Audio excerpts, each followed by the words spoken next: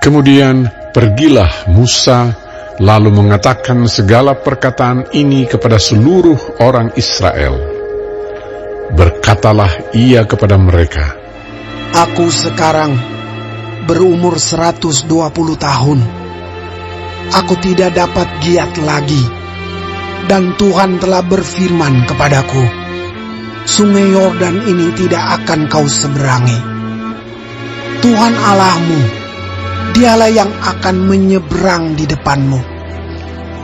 Dialah yang akan memunahkan bangsa-bangsa itu dari hadapanmu, sehingga engkau dapat memiliki negeri mereka. Yosua, Dialah yang akan menyeberang di depanmu, seperti yang difirmankan Tuhan. Dan Tuhan akan melakukan terhadap mereka seperti yang dilakukannya terhadap Sihon dan Og, raja-raja orang Amori yang telah dipunahkannya itu, dan terhadap negeri mereka. Tuhan akan menyerahkan mereka kepadamu, dan haruslah kamu melakukan kepada mereka tepat seperti perintah yang kusampaikan kepadamu. Kuatkan dan teguhkanlah hatimu. Janganlah takut, dan jangan gemetar karena mereka. Sebab Tuhan Allahmu, Dialah yang berjalan menyertai engkau. Ia tidak akan membiarkan engkau, dan tidak akan meninggalkan engkau. Lalu Musa memanggil Yosua dan berkata kepadanya di depan seluruh orang Israel, Kuatkan dan teguhkanlah hatimu, sebab engkau akan masuk bersama-sama dengan bangsa ini ke negeri yang dijanjikan Tuhan dengan sumpah kepada nenek moyang mereka untuk memberikannya kepada mereka, dan engkau akan memimpin mereka sampai mereka memilikinya. Sebab Tuhan, Dia sendiri akan berjalan di depanmu. Dia sendiri akan menyertai engkau. Dia tidak akan membiarkan engkau, dan tidak akan meninggalkan engkau. Janganlah takut, dan janganlah patah hati. Setelah hukum Taurat itu dituliskan Musa, maka diberikannya kepada imam-imam Bani Lewi yang mengangkut tabut perjanjian Tuhan dan kepada segala tua-tua Israel. Dan Musa memerintahkan kepada mereka demikian. Pada akhir 7 tahun, pada waktu yang telah ditetapkan dalam tahun penghapusan hutang, yakni hari raya Pondok Daun, apabila seluruh orang Israel datang menghadap hadirat Tuhan Allahmu di tempat yang akan dipilihnya, maka haruslah engkau membacakan hukum Taurat ini di depan seluruh orang Israel. Seluruh bangsa itu berkumpul, laki-laki, perempuan, dan anak-anak, dan orang asing yang diam di dalam tempatmu, supaya mereka mendengarnya dan belajar takut akan Tuhan Allahmu. Dan mereka melakukan dengan setia segala perkataan hukum Taurat ini. Dan supaya anak-anak mereka yang tidak mengetahuinya dapat mendengarnya dan belajar takut akan Tuhan Allahmu. Selama kamu hidup di tanah, kemana kamu pergi, menyeberangi sungai Yordan untuk mendudukinya. Kemudian berfirmanlah Tuhan kepada Musa, Sesungguhnya sudah dekat waktunya bahwa engkau akan mati. Maka panggillah Yosua dan berdirilah bersama-sama dengan dia dalam kemah pertemuan, supaya aku memberi perintah kepadanya. Lalu pergilah Musa dan Yosua berdiri dalam kemah pertemuan. Dan Tuhan menampakkan diri di kemah itu dalam tiang awan, dan tiang awan itu berdiri pada pintu kemah. Tuhan berfirman kepada Musa, Ketahuilah, engkau akan mendapat perhentian bersama-sama dengan nenek moyangmu, dan bangsa ini akan bangkit dan berzinah dengan mengikuti Allah asing yang ada di negeri kemana mereka akan masuk. Mereka akan meninggalkan aku dan mengingkari perjanjianku yang kuikat dengan mereka. Pada waktu itu, murkaku akan bernyala-nyala terhadap mereka. Aku akan meninggalkan mereka dan menyembunyikan wajahku terhadap mereka, sehingga mereka termakan habis dan banyak kali ditimpa malapetaka serta kesusahan. Maka pada waktu itu mereka akan berkata, bukankah malapetaka itu menimpa kita? Oleh sebab Allah kita tidak ada di tengah-tengah kita. Tetapi aku akan menyembunyikan wajahku sama sekali pada waktu itu, karena segala kejahatan yang telah dilakukan mereka, yakni mereka telah berpaling kepada Allah lain. Oleh sebab itu, tuliskanlah nyanyian ini dan ajarkanlah kepada orang Israel.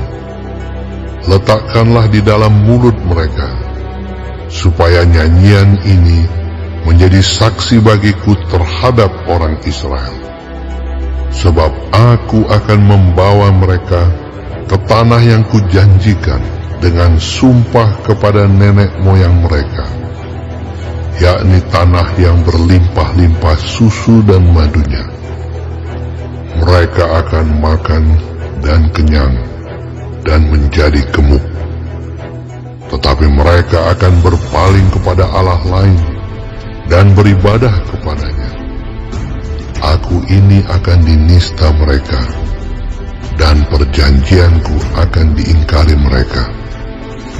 Maka apabila banyak kali mereka ditimpa malapetaka serta kesusahan, maka nyanyian ini akan menjadi kesaksian terhadap mereka.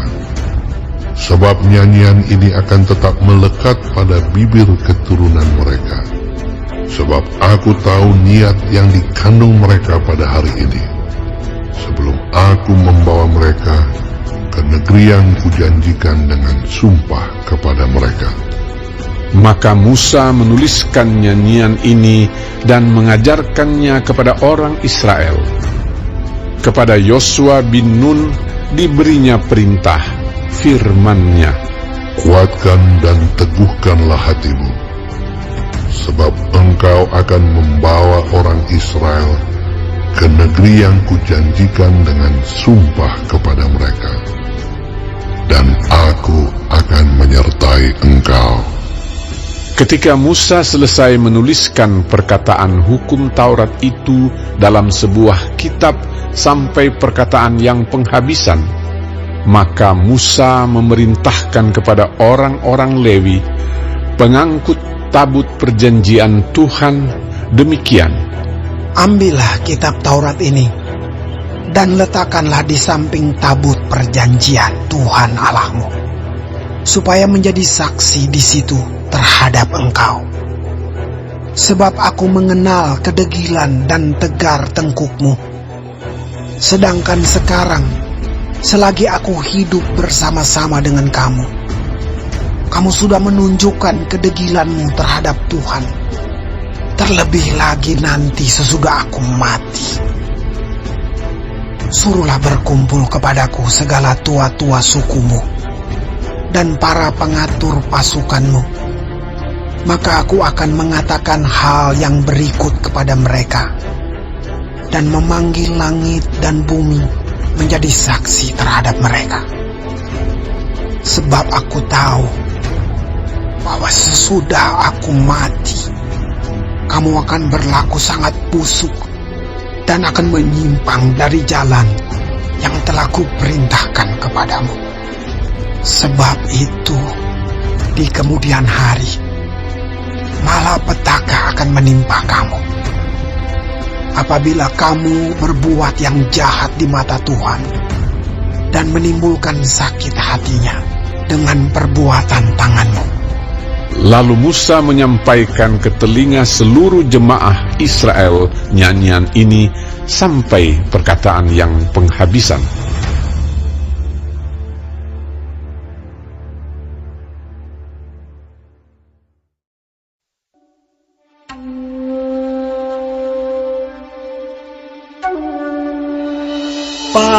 Pasanglah telingamu, hai langit, aku mau berbicara, dan baiklah bumi mendengarkan ucapan mulutku.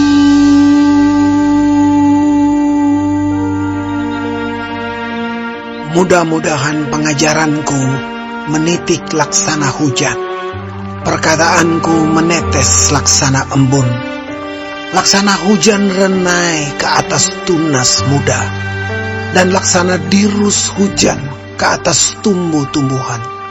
Sebab nama Tuhan akan kuserukan. Berilah hormat kepada Allah kita. Gunung batu yang pekerjaannya sempurna, karena segala jalannya adil. Allah yang setia, dengan tiada kecurangan, adil dan benar Dia. Berlaku busuk terhadap Dia mereka yang bukan lagi anak-anaknya, yang merupakan noda, suatu angkatan yang bengkok dan belat-belit. Demikianlah engkau mengadakan pembalasan terhadap Tuhan, hai bangsa yang bebal dan tidak bijaksana. Bukankah Ia Bapamu yang menciptakan engkau, yang menjadikan dan menegakkan engkau? Ingatlah kepada zaman dahulu kala. Perhatikanlah tahun-tahun keturunan yang lalu. Tanyakanlah kepada ayahmu, maka ia memberitahukannya kepadamu. Kepada para tua-tuamu, maka mereka mengatakannya kepadamu. Ketika Sang Maha Tinggi membagi-bagikan milik pusaka kepada bangsa-bangsa, ketika Ia memisah-misah anak-anak manusia, maka Ia menetapkan wilayah bangsa-bangsa menurut bilangan anak-anak Israel. Tetapi bagian Tuhan ialah umat-Nya. Yakub ialah milik yang ditetapkan baginya.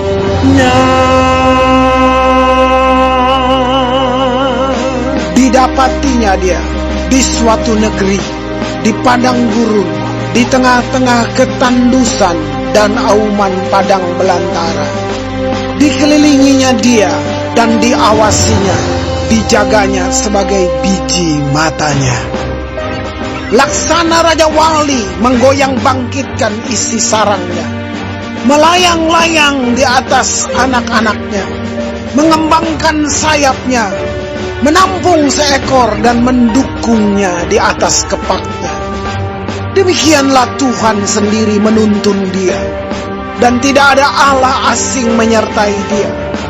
Dibuatnya dia berkendaraan mengatasi bukit-bukit di bumi, dan memakan hasil dari ladang.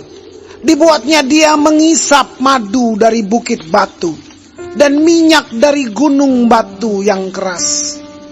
Dadih dari lembu sapi, dan susu kambing domba, dengan lemak anak-anak domba, dan domba-domba jantan dari Basan, dan kambing-kambing jantan, dengan gandum yang terbaik, juga darah buah anggur yang berbuih engkau minum.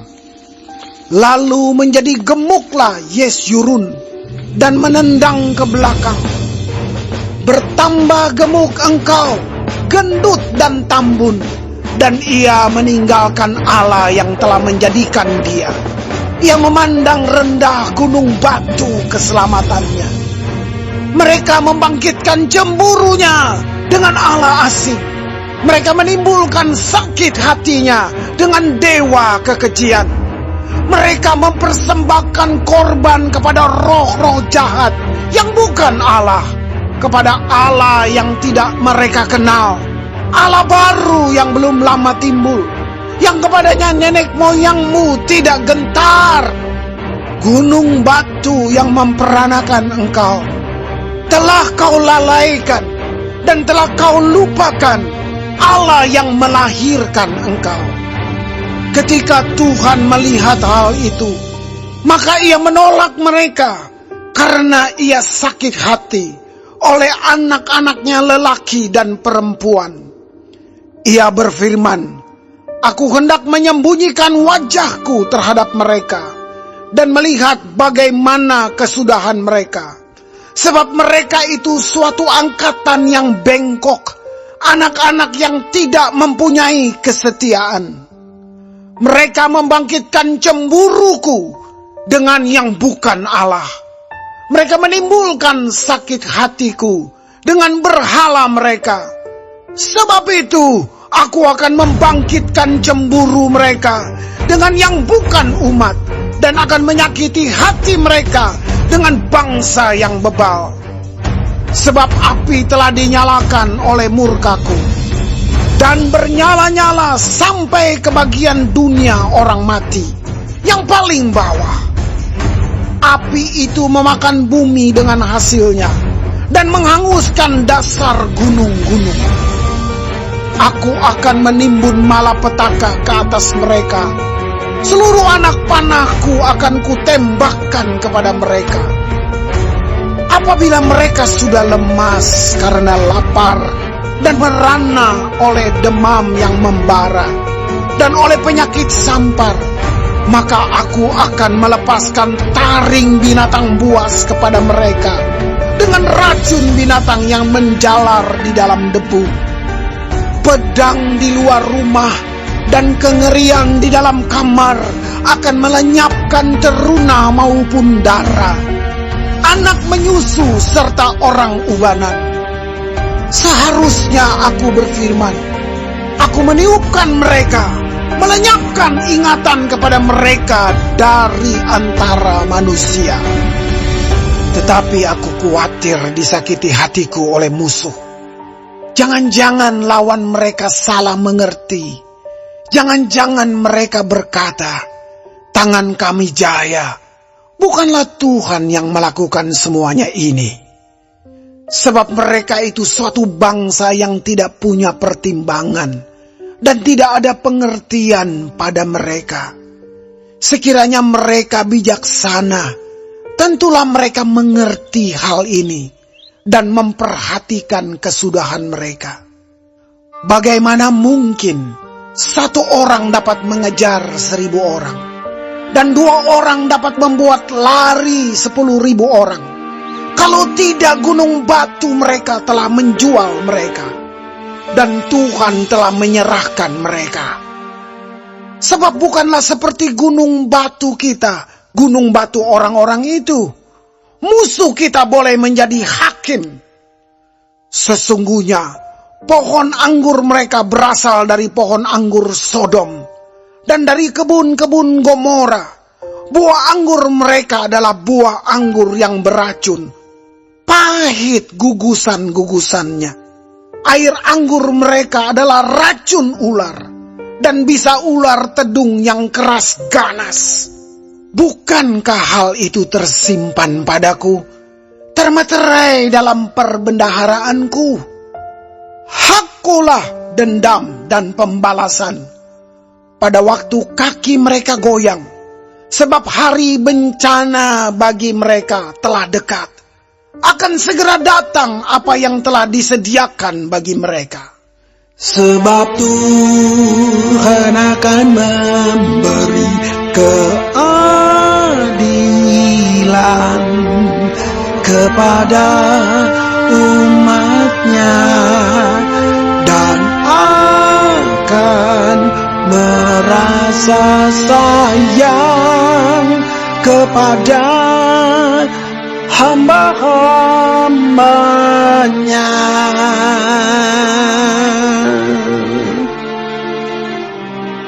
Apabila dilihatnya bahwa kekuatan mereka sudah lenyap, dan baik hamba maupun orang merdeka sudah tiada, maka ia akan berfirman, di manakah Allah mereka, gunung batu tempat mereka berlindung, yang memakan lemak dari korban sembelihan mereka, meminum anggur dari korban curahan mereka?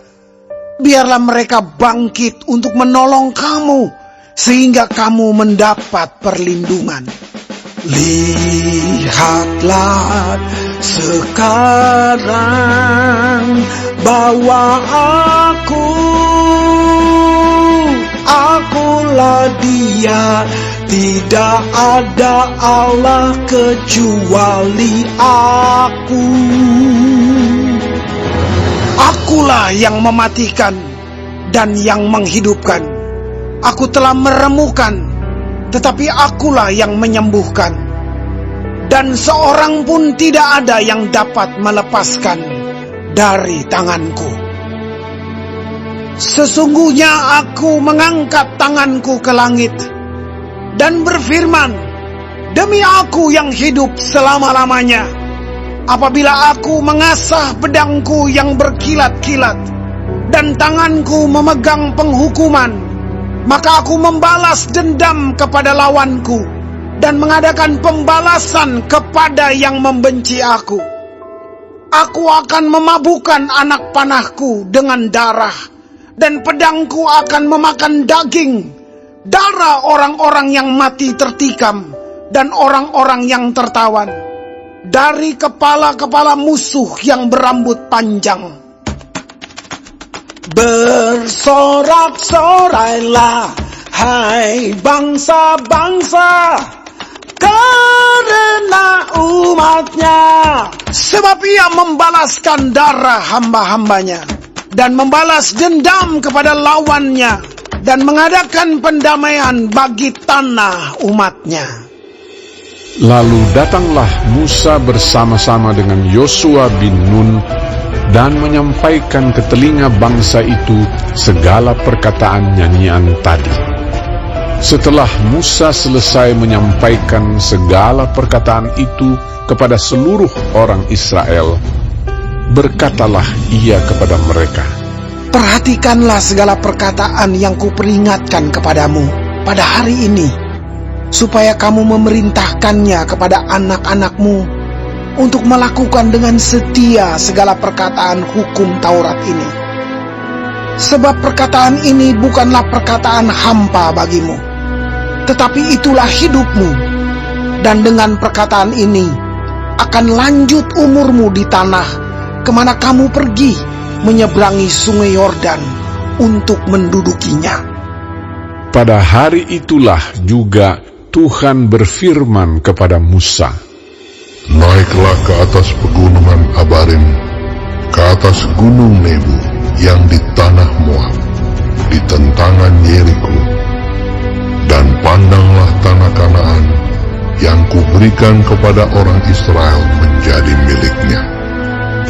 Kemudian engkau akan mati di atas gunung yang akan kau naiki itu, supaya engkau dikumpulkan kepada kaum leluhurmu, sama seperti Harun kakakmu sudah meninggal di gunung Hor dan dikumpulkan kepada kaum leluhurnya. Oleh sebab kamu telah berubah setia terhadap Aku di tengah-tengah orang Israel, dekat mata air Meriba di Kades di padang gurun Zin. Dan oleh sebab kamu tidak menghormati kekudusanku di tengah-tengah orang Israel, engkau boleh melihat negeri itu terbentang di depanmu, tetapi tidak boleh masuk ke sana, ke negeri yang kuberikan kepada orang Israel.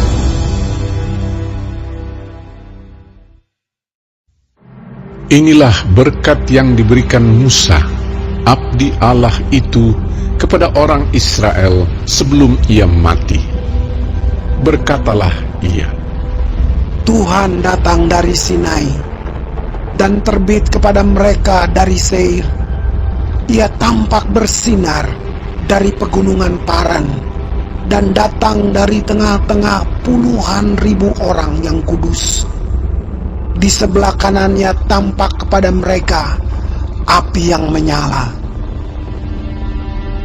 Sungguh ia mengasihi umatnya, semua orangnya yang kudus.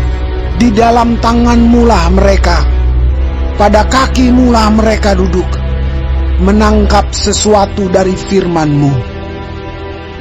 Musa telah memerintahkan hukum Taurat kepada kita, suatu milik bagi jemaah Yakub. Ia menjadi raja di Yeshurun.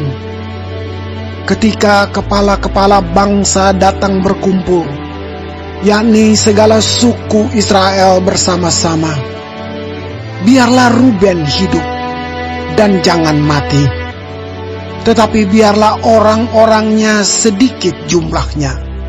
dan inilah tentang Yehuda, katanya. Dengarlah ya Tuhan suara Yehuda, dan bawalah dia kepada bangsanya. Berjuanglah baginya dengan tanganmu, dan jadilah engkau penolongnya melawan musuhnya. Tentang Lewi ia berkata, Biarlah Tumim dan Urimmu menjadi kepunyaan orang yang kau kasihi, yang telah kau coba di masa. Dengan siapa engkau berbantah dekat mata air Meriba, yang berkata tentang ayahnya dan tentang ibunya, aku tidak mengindahkan mereka. Ia yang tidak mau kenal saudara-saudaranya, dan acuh tak acuh terhadap anak-anaknya. Sebab orang-orang Lewi itu berpegang pada firman-Mu dan menjaga perjanjian-Mu. Mereka mengajarkan peraturan-peraturan-Mu kepada Yakub, hukum-Mu kepada Israel. Mereka menaruh ukupan wangi-wangian di depan-Mu, dan korban yang terbakar seluruhnya di atas mezbah-Mu. Berkatilah ya Tuhan kekuatannya, dan berkenanlah kepada pekerjaannya. Remukanlah pinggang orang yang melawan dia dan yang membenci dia, sehingga mereka tidak dapat bangkit. tentang Benyamin ia berkata, Kekasih Tuhan yang diam padanya dengan tentram. Tuhan melindungi dia setiap waktu, dan diam di antara lereng-lereng gunungnya. tentang Yusuf ia berkata, Kiranya negerinya diberkati oleh Tuhan dengan yang terbaik dari langit, dengan air embun dan dengan air samudra raya yang ada di bawah, dengan yang terbaik dari yang dihasilkan matahari, dan dengan yang terbaik dari yang ditumbuhkan bulan, dengan yang terutama dari gunung-gunung yang sejak dahulu, dan dengan yang terbaik dari bukit-bukit yang berabad-abad, dan dengan yang terbaik dari bumi serta segala isinya, dengan perkenanan dia yang diam dalam semak duri. Biarlah itu semuanya turun ke atas kepala Yusuf, ke atas batu kepala orang yang teristimewa di antara saudara-saudaranya. Anak sulung lembu sapinya adalah kegemilangannya, dan tanduk-tanduknya seperti tanduk-tanduk lembu hutan. Dengan itu ia akan menanduk bangsa-bangsa, seluruh bumi dari ujung ke ujung.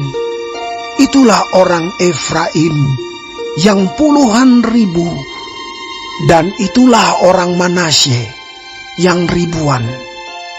tentang Zebulon ia berkata, Bersukacitalah, hai Zebulon, atas perjalanan-perjalananmu, dan engkau pun, hai Isakar, atas kemah-kemahmu. Bangsa-bangsa akan dipanggil mereka datang ke gunung. Di sanalah mereka akan mempersembahkan korban sembelihan yang benar. Sebab mereka akan mengisap kelimpahan laut dan harta yang terpendam di dalam pasir. Tentang Gad, ia berkata, Terpujilah dia yang memberi kelapangan kepada Gad. Seperti singa betina ia diam dan menerkam lengan, bahkan batu kepala. Ia memilih bagian yang terutama, sebab di sanalah tersimpan bagian panglima. Ia datang kepada para kepala bangsa itu. Dilakukannya kebenaran Tuhan, serta penghukuman-penghukumannya, bersama-sama dengan orang Israel. Tentang Dan, ia berkata, Adapun Dan, ialah anak singa yang melompat keluar dari Basan. Tentang Naftali, ia berkata, Naftali kenyang dengan perkenanan dan penuh dengan berkat Tuhan. Milikilah Tasik dan wilayah sebelah selatan. Tentang Asher, ia berkata, Diberkatilah Asher di antara anak-anak lelaki. Biarlah ia disukai oleh saudara-saudaranya, dan biarlah ia mencelupkan kakinya ke dalam minyak. Biarlah dari besi dan dari tembaga palang pintumu. Selama umurmu, kiranya kekuatanmu. Tidak ada yang seperti Allah, hai Yeshurun. Ia berkendaraan melintasi langit sebagai penolongmu, dan dalam kejayaannya melintasi awan-awan. Allah yang abadi adalah tempat perlindunganmu, dan di bawahmu ada lengan-lengan yang kekal. Ia mengusir musuh dari depanmu dan berfirman, punahkanlah.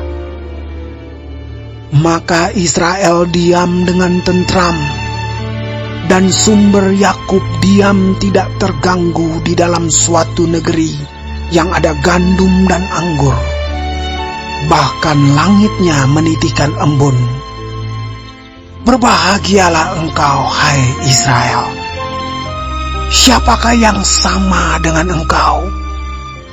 Suatu bangsa yang diselamatkan oleh Tuhan, perisai pertolongan dan pedang kejayaanmu. Sebab itu musuhmu akan tunduk menjilat kepadamu, dan engkau akan berjejak di bukit-bukit mereka.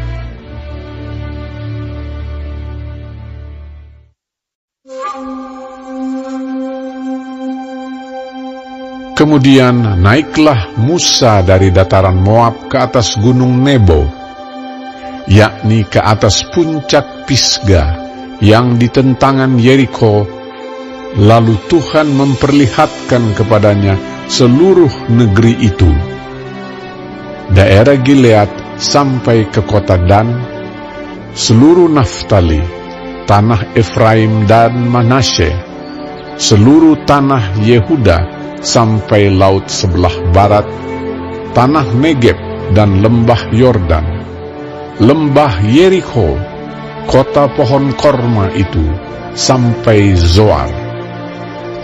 Dan berfirmanlah Tuhan kepadanya, Inilah negeri yang kujanjikan dengan sumpah kepada Abraham, Ishak dan Yakub. Demikian, kepada keturunanmu lah akan kuberikan negeri itu. Aku mengizinkan engkau melihatnya dengan matamu sendiri, tetapi engkau tidak akan menyeberang ke sana. Lalu matilah Musa, hamba Tuhan itu, di sana di tanah Moab, sesuai dengan firman Tuhan. Dan dikuburkannyalah dia di suatu lembah di tanah Moab, di tentangan Bet Peor, dan tidak ada orang yang tahu kuburnya sampai hari ini. Musa berumur 120 tahun ketika ia mati. Matanya belum kabur dan kekuatannya belum hilang. Orang Israel menangisi Musa di dataran Moab 30 hari lamanya. Maka berakhirlah hari-hari tangis perkabungan karena Musa itu. Dan Yosua bin Nun penuh dengan roh kebijaksanaan, sebab Musa telah meletakkan tangannya ke atasnya. Sebab itu orang Israel mendengarkan dia dan melakukan seperti yang diperintahkan Tuhan kepada Musa. Seperti Musa yang dikenal Tuhan dengan berhadapan muka, tidak ada lagi nabi yang bangkit di antara orang Israel dalam hal segala tanda dan mujizat yang dilakukannya atas perintah Tuhan di tanah Mesir terhadap Firaun dan terhadap semua pegawainya dan seluruh negerinya, dan dalam hal segala perbuatan kekuasaan dan segala kedahsyatan yang besar yang dilakukan Musa di depan seluruh orang Israel.